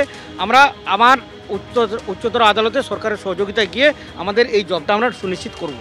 আজ বিচারপতি সিঙ্গেল বেঞ্চে জাজমেন্ট করেছেন যে প্যানেল এক্সপায়ারি হয়ে গেছে। এটা খুবই দুঃখজনক এবং মর্মাহত আমাদের জন্য। তবে আমরা আইনি পরামর্শ নিয়ে ডিভিশন বেঞ্চে দ্বারস্থ হব খুবই শীঘ্রই। একটা মৃত যে প্যানেল, তাকে ইনজেকশন দিয়ে বাঁচিয়ে তোলার চেষ্টা হয়েছে, এমনটাই মনে করছেন বিচারপতি। স্বাভাবিকভাবে গতকাল যে প্রাথমিকে প্রায় 32,000 চাকরি বহাল রাখার সিদ্ধান্তে যতটা স্বস্তি রাজ্য সরকারের ক্ষেত্রে দেখা গিয়েছিল, আজকে 24 ঘন্টার মধ্যে আর এক অস্বস্তি। তাদের তৈরি, সরকারের তৈরি শূন্যপদ, অতিরিক্ত শূন্যপদ বাতিল করে দিল কলকাতা হাইকোর্ট। ক্যামেরায় বিশ্বজিৎ সাহার সঙ্গে কৃষ্ণেন্দু অধিকারী, এবিপি আনন্দ, কলকাতা। গতকাল আমরা একগুচ্ছ হাসি মুখ দেখেছিলাম, আজকে এতগুলো আশাহত মুখ দেখতে হচ্ছে। আমি অভ্র সেনের কাছে আসবো। বারে বারে ঘুরে ফিরে সেই সদিচ্ছার প্রশ্নটা অভ্র আসে। তোমরা অভিযোগ করবে একটা দুর্নীতিমুক্ত নিয়োগ প্রক্রিয়া চালানোর ক্ষেত্রে রাজ্য সরকারের আদৌ সদিচ্ছা আছে কিনা। উল্টো দিকে এই প্রশ্নটা তো সমানভাবে উঠবে যে একটা দুর্নীতিমুক্ত নিয়োগ প্রক্রিয়া চালার জন্য যারা দুর্নীতি করেছে তাদের কনভিকশন অবধি নিয়ে যাওয়ার সদিচ্ছা আদৌ এই তদন্তকারী সংস্থা, সেটা সিবিআই হতে পারে, ইডি হতে পারে, তাদের আছে কিনা। সুব্রতা, আমি একটা ডকুমেন্ট বের করেছি। আমাদের রাজ্যে 53টা মিনিস্টেরিয়াল ডিপার্টমেন্ট আছে, মানে দুর্নীতিতে হাফ সেঞ্চুরি। এবার 53টার মধ্যে দুটো কি একটা বড়জোর দুর্নীতি মুক্ত আপনি পাবেন খুব খোঁজাখুঁজি করলে, বাকি সব ডিপার্টমেন্টে কিছু না কিছু দুরম্বরী জালিয়াতি এরা করে রেখেছে। এবার রাজ্যের যে কটা এক্সিকিউটিভ বডি সেগুলো তো আঙুল চষে, এবার সব দায় পড়েছে এবার কেন্দ্রীয় সংস্থার এগেনস্টে। এবার ব্যাপারটা হচ্ছে আমরাও বারবার করে বলছি যে স্পিডি সবকিছু হোক, তাড়াতাড়ি ধরা পড়ুক, তাড়াতাড়ি একদম কলার ধরে জেলে ঢোকাও, কিন্তু ব্যাপারটা হচ্ছে যেই লেভেলে দুর্নীতি নিয়ে গেছে তৃণমূল কংগ্রেস এই হাফ সেঞ্চুরি অফ দুর্নীতি করে, সেটা তো ভূভারতে তো নজিরবিহীন। আপনি অন্য কোনো রাজ্য কেন, আপনি অন্য রাষ্ট্রে চলে যান, অন্য গ্রহে চলে যান, কোথাও এরকম দেখাতে পারবেন না। তো এই রেকর্ডটা যে সেট করেছে Trinamool, Guinness book of world record, তো পুরো বইটা জুড়ে তৃণমূলের নাম, চুরিতে তৃণমূলের নাম, তো সেটাও তো তাদের ক্রেডিট দিতে হবে। হ্যাঁ, এটা ঠিক, আমরা এখনো বলছি সিবিআই ইডিকে আরো তৎপর হয়ে এই চোর বাটপারগুলোকে ধরতে হবে, কিচ্ছু করার নেই, ধরতে হবে। বিজেপি শাসিত এই লেভেলে অব্রকে থামালা, রিক্রুটমেন্ট স্ক্যাম হয়েছে, সবকটাতে রাজ্য বা সিবিআই তদন্ত করছে। তুমি আনইন্টারাপ্টেড বলেছো, বলতে দাও। ও চোর বলে ওরা নিজেদের নিজেদের নামকে আনন্দ দিতে চায়। এখন বিষয়টা কি, রাজনৈতিকভাবে তো হারাতে পারছে না, তো সুতরাং নিজেদের এই হতাশাকে এইভাবে টিভি স্টুডিওতে ব্যক্ত করতে হচ্ছে। তাদেরকে সেই সুযোগগুলো দিয়ে দিচ্ছে। এইগুলো আনপার্লামেন্টারি কথাবার্তা। আমরা তো বলি আজকে এই সিবিআই অমিত শাহকে তদন্ত করছিল কিনা, মাস মার্ডারের জন্য অমিত শাহকে তদন্ত করছিল কিনা, তার কি কনক্লুশন হয়েছে? পুরো এই বিজেপিটা চোরেদের ডাকাত দেখছে, চোর এবং ডাকাত, এবং সবথেকে বেশি খারাপ লাগে এটা যে এক পক্ষ বলে চোর, অন্য পক্ষ বলে ডাকাত। বিজেপি অন্যান্য রাজ্যে গিয়ে সাফল্য পায়, কিন্তু এই রাজ্যে এসে মুখ থুবড়ে পড়ে। ঠিক সেই রকম ভাবে কেন্দ্রীয় তদন্তকারী সংস্থা অন্যান্য রাজ্যে সাফল্য পায়, এই রাজ্যে এসে যে কেন মুখ থুবড়ে পড়ে বা মাঝে মধ্যে কেন একেবারে কার্যত শীত ঘুমে চলে যায়, এর পেছনে কি রহস্য আছে তারাই বলতে পারবে। কিন্তু সব থেকে সমস্যা হচ্ছে এই দুই চাপানুতরের মাঝে পড়ে ওই চাকরি হারাচ্ছেন একের পর এক। আমি বলছি যে বছর কেটে যাচ্ছে, তাদের অনিশ্চয়তার অন্ধকারটা কাটছে না। দেখুন, মূল প্রশ্ন হচ্ছে যে দুর্নীতিমুক্ত একটা নিয়োগ প্রক্রিয়া এই রাজ্যের বুকে দাঁড়িয়ে কেন কষ্ট কল্পনা হয়ে দাঁড়াচ্ছে। কখনো প্যানেল বাতিল হচ্ছে, কখন সুপার নিউমারি পোস্ট বাতিল হচ্ছে। এখন বিষয়টা দাঁড়িয়েছে যে নেক্সট ইজ হোয়াট। প্রদীপ চট্টোপাধ্যায়, দেখুন, আমি একজন শিক্ষক হিসাবে আমি ছাত্রছাত্রীদের ভবিষ্যৎ নিয়ে সবসময় আশা আশঙ্কায় থাকি, এবং একটা কথা আমি বলতে পারি যে একটু আগে আপনাদের প্রতিবেদনে বলা হচ্ছে রাজ্য সরকার কোনোদিন স্বস্তিতে কোনোদিন অস্বস্তিতে। আমি বলছি রাজ্য সরকারের এটা ব্যাপার না, কোনোদিন চাকরি প্রার্থীরা স্বস্তিতে, কোনোদিন চাকরি প্রার্থীরা অস্বস্তিতে। আর এই যদি জায়গা হয়, আমাদের চাকরি প্রার্থীদের পজিটিভ এনভায়রনমেন্ট দিতে হবে, সদর্থক আলো দেখাতে হবে, আশার আলো। আজকে আশঙ্কায় যেন তাদের দিন কাটাতে না হয়। এবং এখানে আবারও বলছি, যদি মুখ্যমন্ত্রী বা রাজ্য প্রশাসন ফেল করে, রাজ্য সরকারের মাথা হিসাবে, নমিনাল হেড হিসাবে গভর্নর রাজ্যপালকে অবশ্যই চাপ দিতে পারে এই মুখ্যমন্ত্রী বা এই প্রশাসনকে যে ইমিডিয়েট এই সুপার নিউমেরিক পোস্টটাকে, যেটা হাইকোর্ট বলেছে যে বিজ্ঞাপন দিয়ে নতুন করে নিয়োগ প্রক্রিয়া ইমিডিয়েট চালু করার যে ব্যাপার, সেটা যাতে দ্রুততার সাথে রাজ্য প্রশাসন করে, তার জন্য চাপ দেওয়া গভর্নরের থেকেও আসতে পারে। একটা অন্য প্রস্তাবের দিকে ইঙ্গিত করলেন প্রদীপ চট্টোপাধ্যায়। সংবিধানে তার কতটা মান্যতা আছে বা সুযোগ রয়েছে, বিক্রম বলতে পারবে। দেখুন, যে ভ্যাকেন্সিগুলো বেঁচে আছে সেই ভ্যাকেন্সিগুলোর জন্য ডিক্লারেশন করে নতুন করে অ্যাডভার্টাইজমেন্ট কিন্তু দেওয়া যেতে পারে, এটা রাজ্য সরকার করতে পারে। তাতে সমস্ত যারা বেকার যুবক যুবতী তারা কিন্তু এই সিলেকশন প্রসেসে পার্টিসিপেট করতে পারবে। আমাদের মূলত যারা মামলাকারী তাদের মূল আপত্তি হলো এই ক্যান্ডিডেটগুলোকে কেন, এটাই হলো সব থেকে বড় প্রশ্ন। এখানেই কোয়েশ্চেন আসছে নেপোটিজম, এখানেই কোয়েশ্চেন আসছে ফেভারিটিজম। এখানে তো জাজকে যে হাইকোর্ট সেট অ্যাসাইড করে দিয়েছে, তারা তো ফ্রেশ অ্যাডভার্টাইজমেন্ট করে ফ্রেশ রিক্রুটমেন্ট প্রসেস করতে পারে। তাতে তো রাজ্য সরকারের কোনোভাবে আটকাচ্ছে না এই ভ্যাকেন্সিগুলোর উপর। এই 5000 ভ্যাকেন্সি ধরুন, এটা তো করতে রাজ্য সরকারের কোনো আপত্তি নেই, কিন্তু এই ক্যান্ডিডেটগুলোকে কেন, এটা নিয়েই সব থেকে বড় প্রশ্ন। এদেরকেই কেন তারা ঢোকাতে চাইছে, এটাই হলো সব থেকে বড় প্রশ্ন। কারণ এই পরীক্ষায় দুর্নীতি হয়েছে, রাজ্য সরকার প্যানেল এক্সপায়ার করে গেছে, তারপরে যারা পড়ে আছে তারপরে তারা অ্যাপয়েন্টমেন্ট দিতে চাইছে। এইখানেই দুর্নীতির প্রশ্ন আসছে, এখানেই ইলিগ্যালিটির প্রশ্ন আসছে। এখন এই মামলাটা কিন্তু আজকে পুরো ডিসপোজ অফ হয়ে যায়নি, এটা কিন্তু এখনো পেন্ডিং আছে। এই পয়েন্টের ওপরে রায় হয়েছে, এরপরে আমরা এই মামলা যখন আবার উঠবে আমরা সিবিআই প্রেয়ার করবো, এটা নিয়ে ইনভেস্টিগেশন প্রেয়ার করব। একেবারে আমাদের নিঃসন্দেহে এই আইনি প্রক্রিয়া এবং তার অগ্রগতির দিকে নজর থাকবে। আপাতত আলোচনা এই পর্যন্ত। এরপর আপনাদের সামনে রাখবো কিছুক্ষণ আগেই যেটা বলছিলাম যে 4 অঙ্ক থেকে 3 অঙ্ক থেকে 2 অঙ্ক থেকে 1 অঙ্কে নেমে গেল মৃত্যুহীন বুথের সংখ্যা। পুরো বিষয়টা রীতিমতন চমকে দেওয়ার মতন। গোটা বিষয়টা আপনাদের সামনে আমার সহকর্মী অমৃতা আরো বিস্তারিতভাবে তুলে ধরতে পারবে। অমৃতা, যেরকম জানাচ্ছিলেন শুভ্রজিৎ, এক ধাক্কায় এই সংখ্যাটা একেবারে নেমে এলো 7-এ। কমিশনের কড়া ডোজ এবং সেই কড়া ডোজের পরেই এক ধাক্কায় এই সংখ্যা অর্থাৎ মৃত্যুহীন বুথের সংখ্যা নেমে এলো একেবারে সাথে। প্রথম যে রিপোর্ট জমা পড়েছিল আমরা জানি সেখানে এই সংখ্যাটা ছিল 2208 এবং সেখান থেকে এক ধাক্কায় তা নেমে এসে হয় 480, তারপর 29 এবং সেখান থেকে নেমে এলো মাত্র 7। অর্থাৎ মৃত ভোটার, ডুপ্লিকেট ভোটার, স্থানান্তরিত ভোটার নেই, এরকম বুথের সংখ্যা হচ্ছে মাত্র 7। এর মধ্যে দক্ষিণ 24 পরগনায় মাত্র একটি বুথ রয়েছে যা মৃত্যুহীন। পূরণের পরে সব ফর্ম ফেরত এসেছে। প্রথম দফায় কমিশনের কাছে এসেছিল এরকম সংখ্যা হচ্ছে 2208, অর্থাৎ 2208টি বুথের তালিকা জমা পড়েছিল। আর সেই তালিকার শীর্ষে ছিল দক্ষিণ 24 পরগনা। মৃত্যুহীন বুথ ছিল 760টি। পূরণের পর সব ফর্ম ফিরে আসার তালিকায় মালদার মাত্র 2টি বুথ রয়েছে। সরাসরি এই মুহূর্তে রয়েছেন আমাদের সঙ্গে প্রতিনিধি রুমা পাল।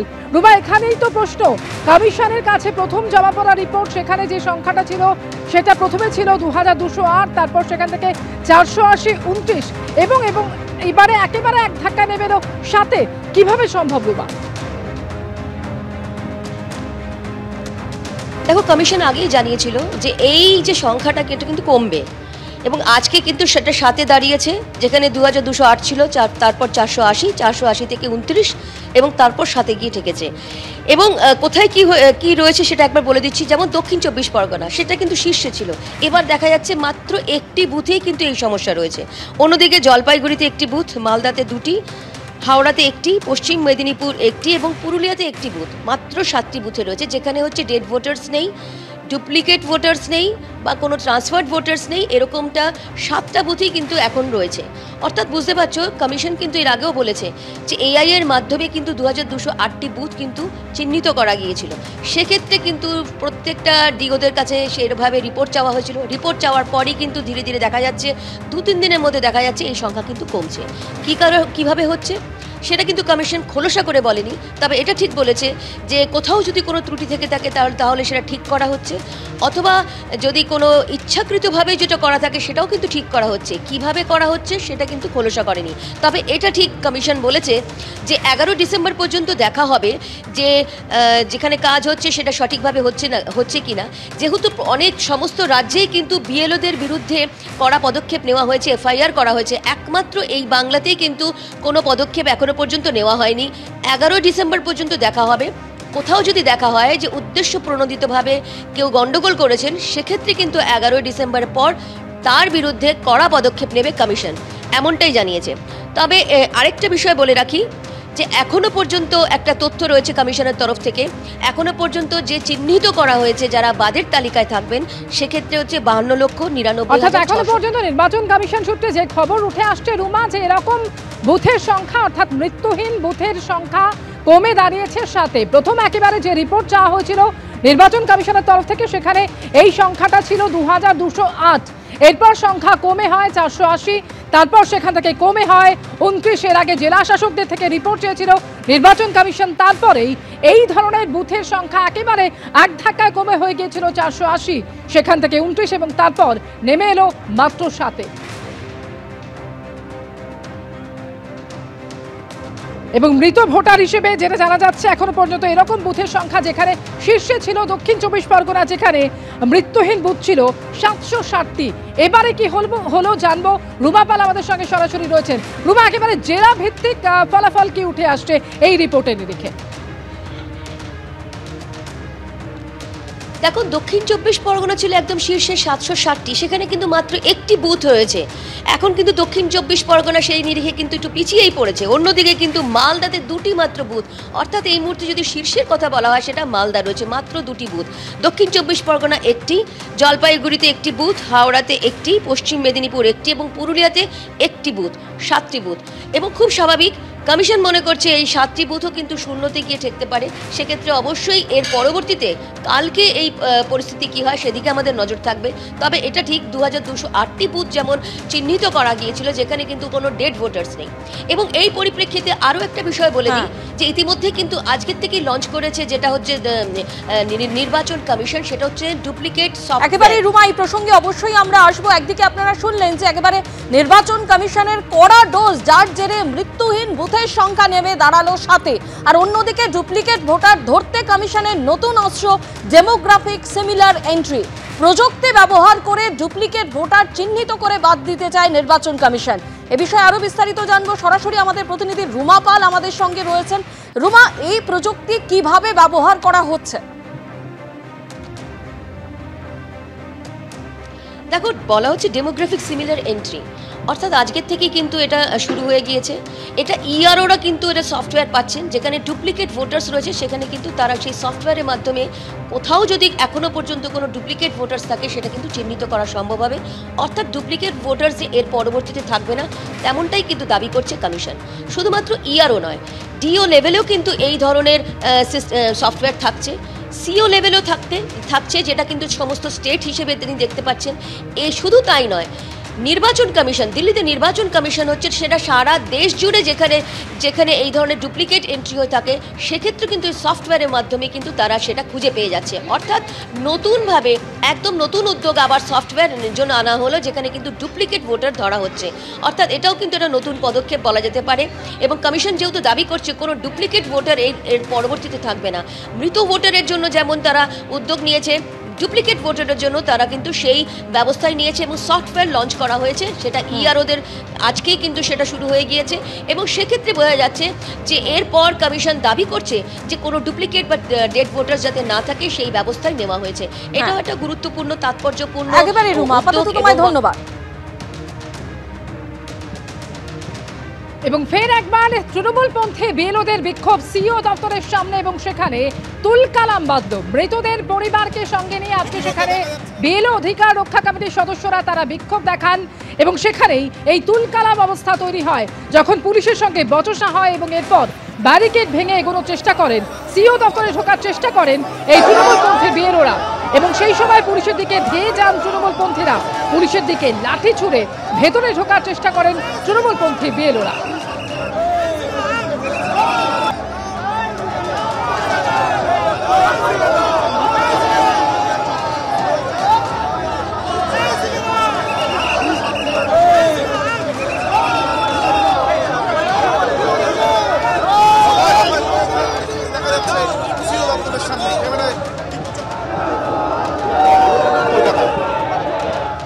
এর আগেও আপনারা জানেন যে এই তৃণমূলপন্থী বিএলওরা একাধিকবার এভাবে সিইও দপ্তরের সামনে বিক্ষোভ দেখিয়েছেন এবং এর আগে দীর্ঘ সময় মুখ্য নির্বাচনী আধিকারিক তিনি আটকেও ছিলেন।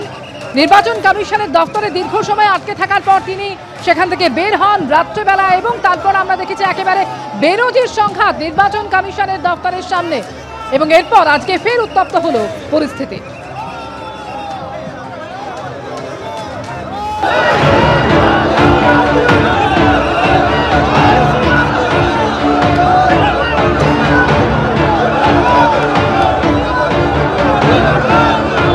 আমরা সরাসরি দেখাচ্ছি যে এখানে এই যে ব্যারিকেড, সেই ব্যারিকেড ভেঙে ভেতরে ঢোকার এই যে চেষ্টা, সেই চেষ্টা ইতিমধ্যে সব মিলিয়ে দফায় দফায় উত্তেজনার পরিস্থিতি সিইও দপ্তরের সামনে এবং ইলেকশন কমিশনের এই যে অফিস, সেই অফিসের সামনে আমরা দেখছি যে এই ব্যারিকেড ভাঙার চেষ্টা চলছে।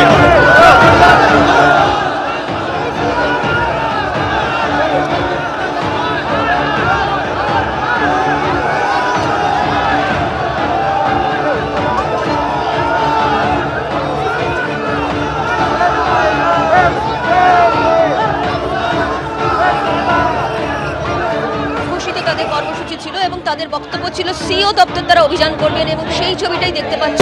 সিইও দপ্তর অভিযান করেছেন নির্ধারিত সময়ের কিন্তু অনেকটা আগেই তারা কিন্তু এই অভিযানে সামিল হয়েছেন। তাদের বক্তব্য ছিল যে সমস্ত বিএলওরা মূলত জাকির হোসেন, নমিতা হাসদা এবং সেক্ষেত্রে তাদের পরিবারের লোকজনকে নিয়ে তারা আসবেন।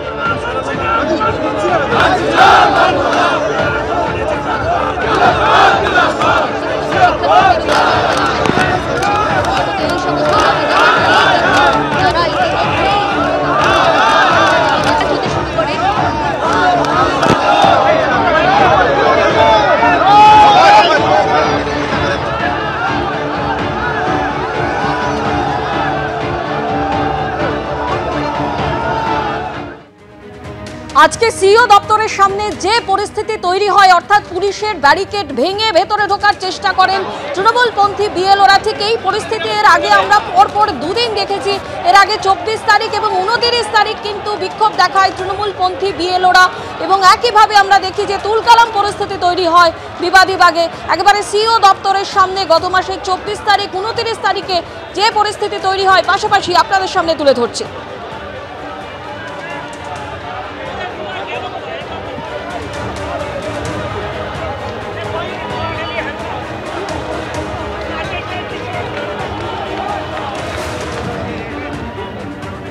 ইনুমারেশন ফর্মের ডিজিটাইজেশন 12 রাজ্যের মধ্যে 4 নম্বরে পশ্চিমবঙ্গ, লাক্ষাদ্বীপে 100% ডিজিটাইজেশন, পশ্চিমবঙ্গে এখনো পর্যন্ত 99%।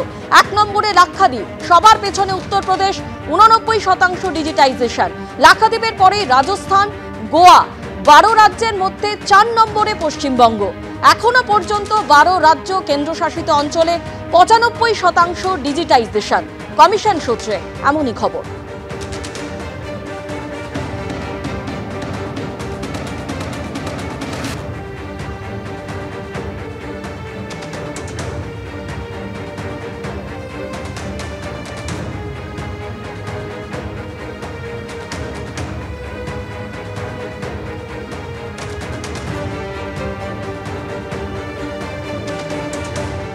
দুদিনের ভারত সফরে রুশ প্রেসিডেন্ট ভ্লাদিমির পুতিন।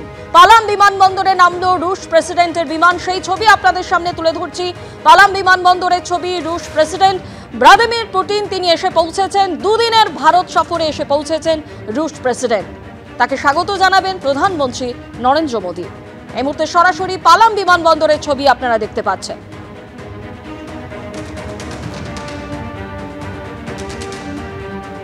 প্রতিরক্ষা সহ একাধিক বিষয় চুক্তি স্বাক্ষরিত হবে এই দুদিনের সফরে। ভারতে এসে পৌঁছলেন রুশ প্রেসিডেন্ট ভ্লাদিমির পুতিন। পালাম বিমানবন্দরে এসে নামলো রুশ প্রেসিডেন্টের বিমান। আর কিছুক্ষণের মধ্যেই তিনি বিমান থেকে নামবেন এবং এই দুদিনের সফরে প্রতিরক্ষা সহ একাধিক বিষয় চুক্তি স্বাক্ষরিত হবার কথা রয়েছে। তাকে স্বাগত জানাতে উপস্থিত থাকবেন প্রধানমন্ত্রী নরেন্দ্র মোদী।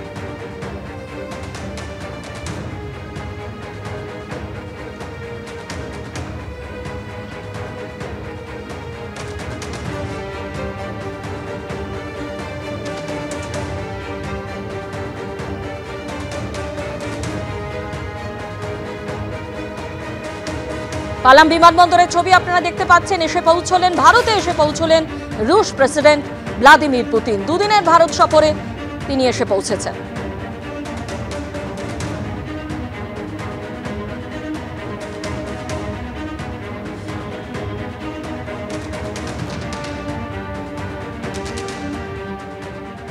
পরের খবরে আসবো। ব্লক অফিসে ডকুমেন্ট হিয়ারিং এর দিন লাইভ স্ট্রিমিং এর দাবি জানালেন শুভেন্দু অধিকারী, এবং তার যেটা দাবি যে সেই সময় অর্থাৎ লাইভ স্ট্রিমিং এর সময় অবজারভারদের এবং অফিসারদের তার মনিটরিং করতে হবে। হিয়ারিং এর দিন মনিটরিং করতে হবে তাদের, এবং ব্লক অফিসে অধিকাংশ জায়গায় গুন্ডাদের হাতে এরাই বাংলাদেশি অনুপ্রবেশকারী এবং মৃতদের নাম ভোটার তালিকায় তুলেছেন। খেয়াল রেখে কাজ করতে হবে, এমনই মন্তব্য শুভেন্দু অধিকারী। যে ব্লক অফিসগুলোতে হিয়ারিং হবে সেই ব্লক অফিসগুলোর অধিকাংশ জায়গায় তো গুন্ডাদের হাতে, এবং যারা হিয়ারিং নেবে এই আর ওরা সানু বক্সিদের মতো এরাই তো বাংলাদেশি মুসলিম এবং মৃতদের নাম ভোটার তালিকায় তুলেছে। তো স্বাভাবিকভাবে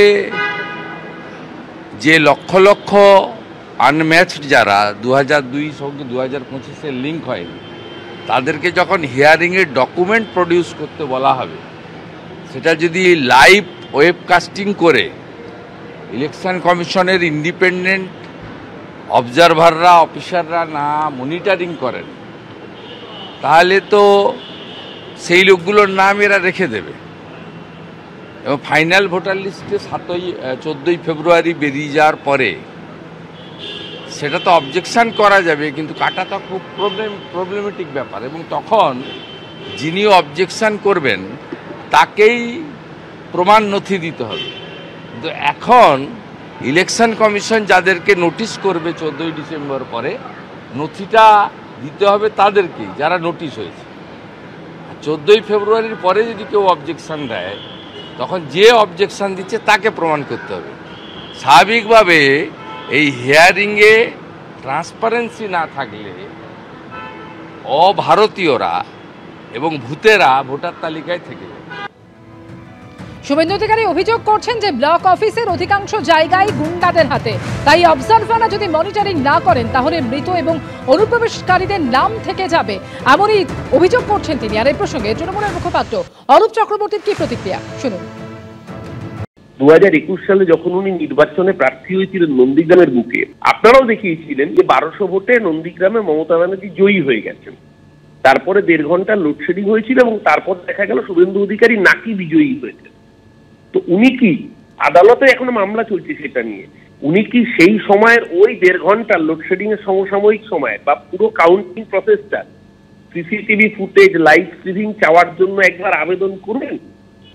আমরা আবারও বলছি, নির্বাচন কমিশনের মাধ্যমে ভোট চুরির পরিকল্পনা করেছিল ভারতীয় জনতা পার্টি। বাংলার মানুষ তারা এনুমারেশন ফর্ম জমা দিয়েছেন, ওদের ভোট চুরি আটকে গিয়েছে, তাই জন্য উদ্ভ্রান্ত শুভেন্দু জানে 18 থেকে 12তে নেমেছে, এবারে বিধানসভা ভোটে 77 থেকে 27-এ নামবে। তার জন্য এই অর্বাচীন পাগলের প্রলাপ। বাংলার মানুষ ওকে ঘাট ধাক্কা দিয়েছে, এবার বিজেপির থেকে ঘাট ধাক্কা খাওয়ার পালা। বিএলওদের উপর অতিরিক্ত চাপ নিয়ে মামলা, সেই মামলায় সুপ্রিম কোর্টের মন্তব্য যে অতিরিক্ত সরকারি কর্মচারী দেওয়া হোক নির্বাচন কমিশনকে, প্রয়োজনে বেশি সংখ্যক কর্মচারী দিক রাজ্য এবং বেশি সংখ্যক কর্মচারী কমিশনের কাজে এলে কাজের চাপ কমবে। যাদের ব্যক্তিগত কারণে এসআইআর এর কাজ করতে সমস্যা হচ্ছে তাদের আবেদনের সিদ্ধান্ত নিন আধিকারিকরা। কেউ বিশেষ কোনো ছাড় চাইলে তিনি বা তারা আদালতে যেতে পারেন। তামিলনাড়ুর রাজনৈতিক দলের আবেদন নিয়ে শুনানিতে এমনই মন্তব্য সুপ্রিম কোর্টের।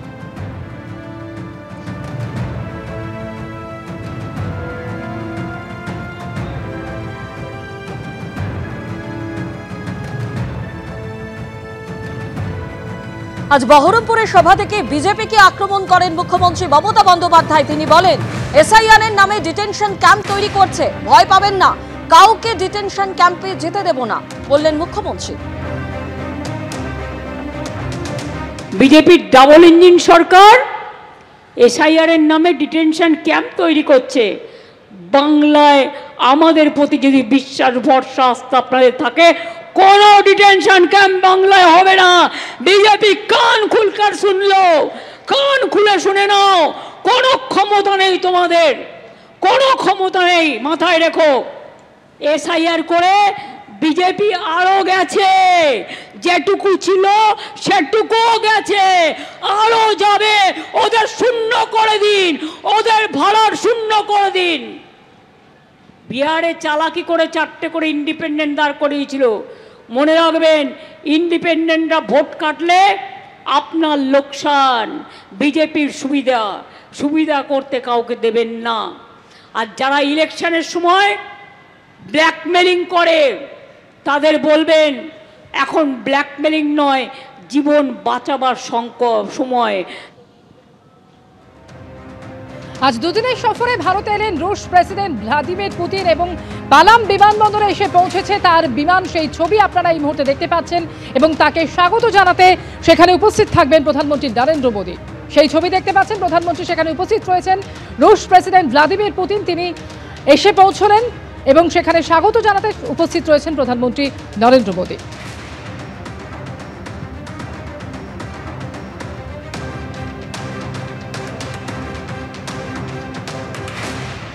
আপনারা দেখতে পাচ্ছেন সেই ছবি। ভারতে এসে পৌঁছলেন রুশ প্রেসিডেন্ট ভ্লাদিমির পুতিন। পালাম বিমানবন্দরে তাকে স্বাগত জানালেন প্রধানমন্ত্রী নরেন্দ্র মোদী। দুদিনের ভারত সফরে এসে পৌঁছেছেন রুশ প্রেসিডেন্ট। প্রতিরক্ষা সহ একাধিক বিষয়ে চুক্তি স্বাক্ষরিত হবার কথা রয়েছে তার এই দুদিনের সফরে। পালাম বিমানবন্দরের ছবি সরাসরি আপনারা দেখতে পাচ্ছেন। প্রধানমন্ত্রী নরেন্দ্র মোদী সেখানে পৌঁছন রুশ প্রেসিডেন্টকে স্বাগত জানানোর জন্য।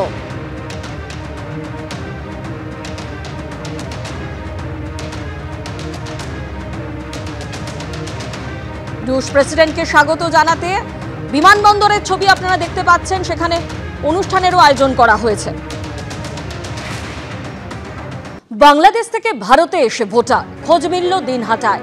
বাংলাদেশ থেকে ভারতে এসে অন্য একজনকে বাবা সাজিয়ে ভোটার, জেলা শাসকের কাছে অভিযোগ দায়ের স্থানীয়দের একাংশে।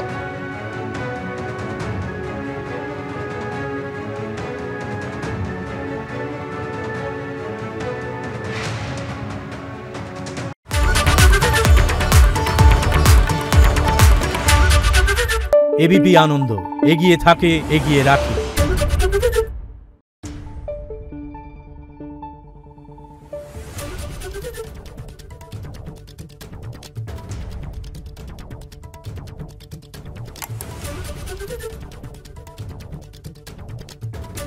Thank you.